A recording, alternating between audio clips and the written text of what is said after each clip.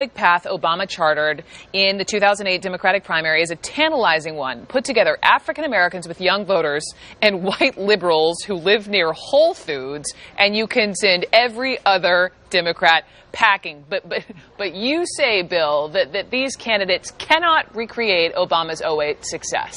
Why? Well, take the African American vote, for example. African Americans voted for Obama 85-90% over Hillary Clinton in 2008.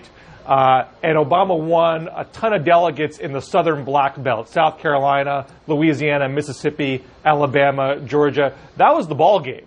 His margin of delegate victory was there, and then some.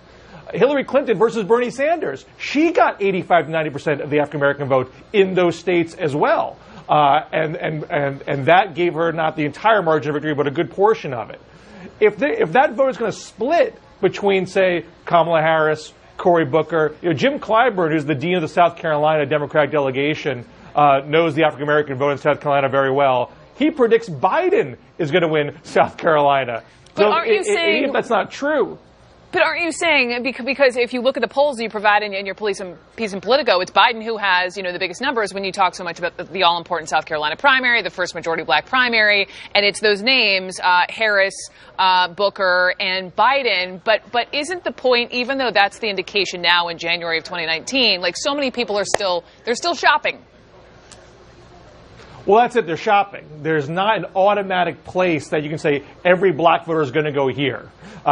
There's going to be a much more complicated, and Clyburn himself said, when I talk to African American voters, what I hear are Biden, Harris, and Booker. And that's just today. Maybe that list gets bigger over the course of the next year and a half. You're right, it's early. I can't take a poll today and say this is what's going to happen. Yeah. But we're at a point where there are choices, and you can't assume that that entire vote's going to go in one place. It might come down to differences in education level, and gender, and age. I mean, Bernie Sanders won a decent amount of the African American vote amongst young African Americans. Maybe he keeps that this time around. Early polling says he's running second with African Americans behind Biden. Kamala Harris is at 7% in the political poll with African Americans. That's before her announcement. That could go up or down.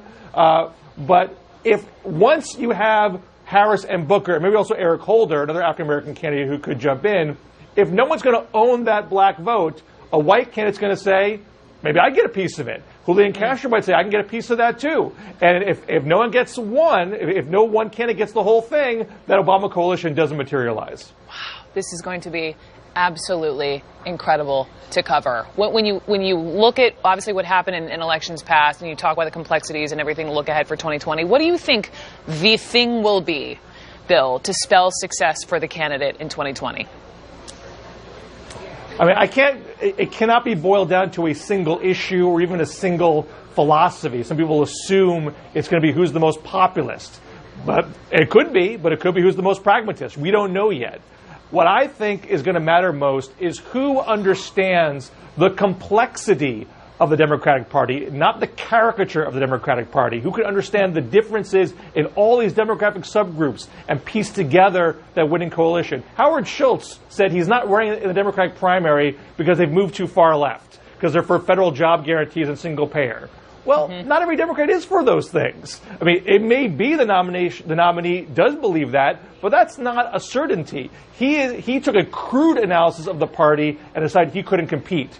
But a Michael Bloomberg, a Terry McAuliffe, a Governor John Hickenlooper from Colorado, even Joe Biden, these folks are not in the Bernie wing, and they may do well. We'll have to see. And the candidate that understands that it's not a one-size-fits-all Democratic Party, that candidate, I think, is going to do the best.